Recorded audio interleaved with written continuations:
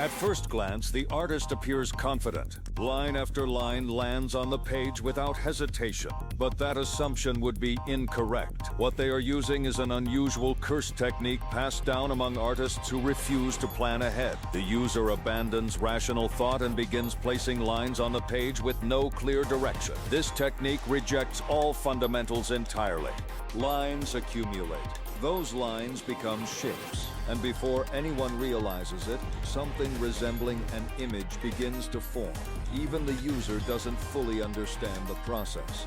In fact, at this very moment, they're likely just as surprised as the viewer.